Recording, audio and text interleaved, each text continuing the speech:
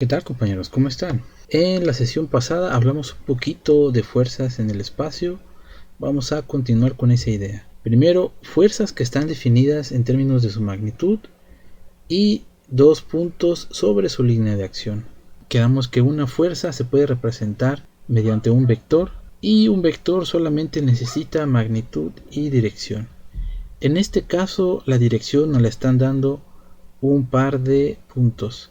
Cuando una fuerza se aplica a un objeto tridimensional, esta se aplica a lo largo de toda su línea de acción. Es decir, para este tipo de problemas, la dirección de mi vector fuerza nos la están dando un par de puntos que definen una línea, que definen un vector que va de un punto a otro, y ese vector me va a dar la dirección de mi vector fuerza. Ya habíamos comentado en la sesión anterior que la fuerza la puedo expresar como una magnitud y con un producto de un vector unitario que me indica la dirección. Sin embargo, este vector que va de m a n no es un vector unitario. Lo único que tengo que hacer con este vector que no es unitario es volverlo unitario. Para volver unitario a un vector que no es unitario, lo único que tengo que hacer es dividirlo entre su magnitud. Entonces ahora tenemos una nueva forma de expresar a un vector fuerza mediante su magnitud y un vector unitario que está definido por un par de puntos. ¿Okay? Recordando rápidamente, el vector unitario es un vector cuya magnitud es de 1 y su única información importante es su dirección. Esto quiere decir que ahora la componente de mi fuerza en X la puedo calcular como un producto de magnitud de mi fuerza por componente de desplazamiento en X entre la magnitud de mi vector de desplazamiento. Componente de mi fuerza en Y, magnitud de fuerza por desplazamiento en Y entre la magnitud de mi vector de desplazamiento. Componente de mi fuerza en Z.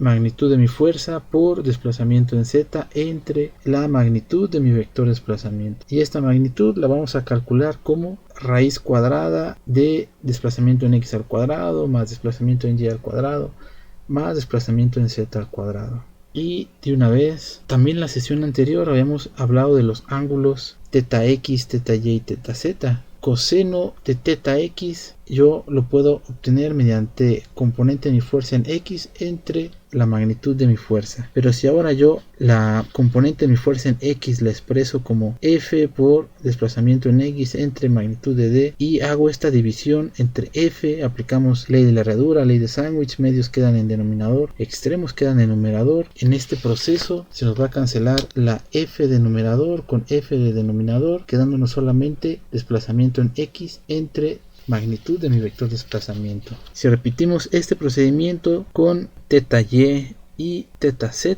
vamos a encontrar que coseno de θy va a ser desplazamiento en Y entre la magnitud de vector de desplazamiento. Coseno de θz igual desplazamiento en Z entre magnitud de vector de desplazamiento. Ok, fuerzas resultantes en el espacio. Ahora, una fuerza resultante es siempre el resultado de sumar todas las fuerzas que se están aplicando sobre un mismo punto o sobre un mismo cuerpo. Entonces, la forma en la que vamos a sumar estas fuerzas va a ser siempre separándolas en sus componentes en X, componentes en Y y componentes en Z. Hacemos la sumatoria de todas las componentes en X, sumatoria de todas las componentes en Y sumatoria de todas las componentes en Z. Esto nos van a dar las componentes X, Y y Z de mi vector fuerza resultante. Vamos a hacer un pequeño ejemplo de esto. El alambre de una torre está anclado en el punto A por medio de un perno. La tensión de este alambre es de 2500 newtons. Determine primero las componentes de la fuerza en X, fuerza en Y y fuerza en Z, de la fuerza que actúa sobre este perno en A, y también determine los ángulos θx, θy y θz que definen la dirección de este vector fuerza en el espacio tridimensional.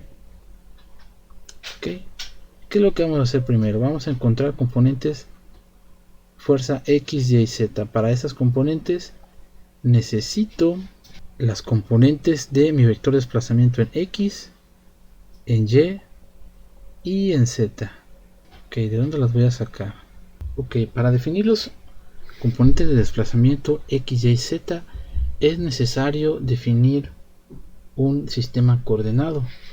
Este sistema coordenado lo vamos a definir el origen en el punto de aplicación de la fuerza. En este caso nos están preguntando en los componentes de la fuerza que se aplican en el punto A. Entonces en ese punto A vamos a colocar el origen, ¿ok?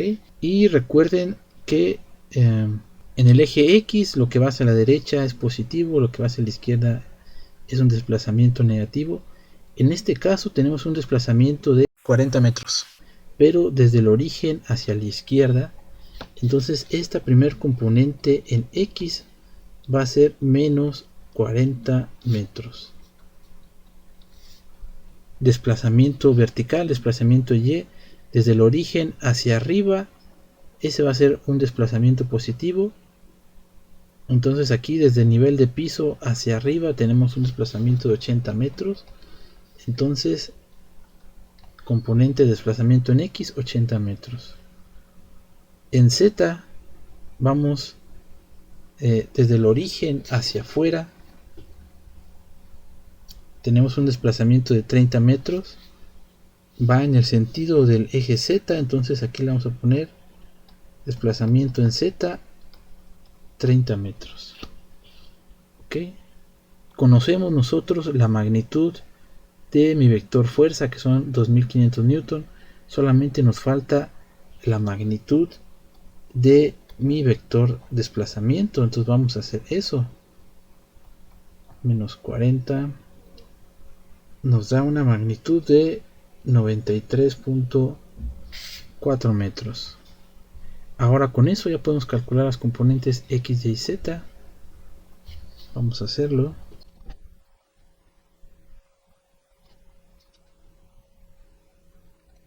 Menos 1060 newtons.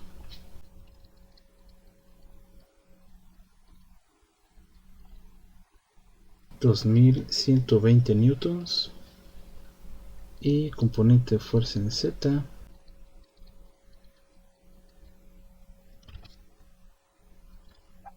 $795 newtons. Ok, aquí ya tenemos los componentes X, Y y Z, que es lo que nos preguntan en el inciso A. Ahora vamos con los ángulos θx, θy y θz. Para esos ángulos simplemente tenemos que hacer coseno inverso de dx entre d, coseno inverso de dy entre d, coseno inverso de dz entre d, y vamos a encontrar esos ángulos.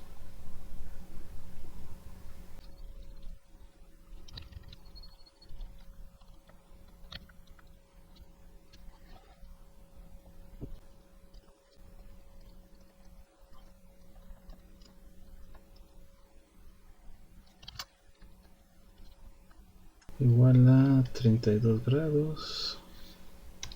Aquí le puse newtons, pero no. 115.1 grados.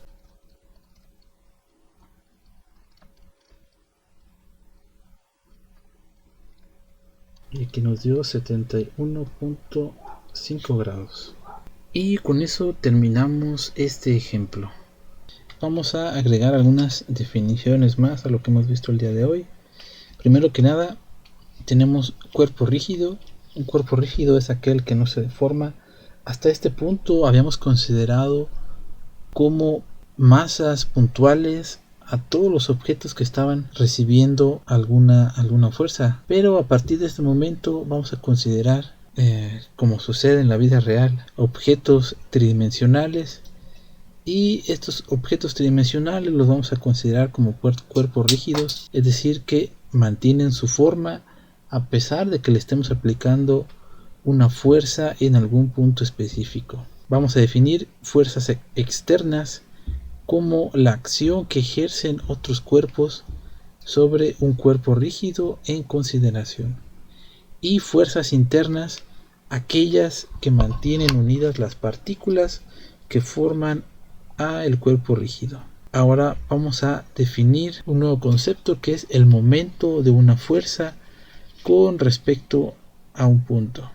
El momento de una fuerza F con respecto a un origen O se define como un producto vectorial de un vector R y mi vector fuerza, es decir, un vector brazo que va desde el origen hacia el punto de mi aplicación con un vector fuerza que se aplica en ese punto A. Esta operación, momento de una fuerza con respecto a un punto, se va a representar con una M subíndice O y va a ser el producto vectorial o producto cruz de mi vector brazo con mi vector fuerza. Complementando a esto tenemos al teorema de Barrington. El teorema de Barrington nos dice que si tenemos más de una fuerza que se aplica en un mismo punto y si este vector R representa a un vector brazo que va desde el origen hacia el punto de aplicación, entonces el momento resultante con respecto a este punto A se va a calcular de la siguiente manera. Puede ser un producto cruz de mi vector brazo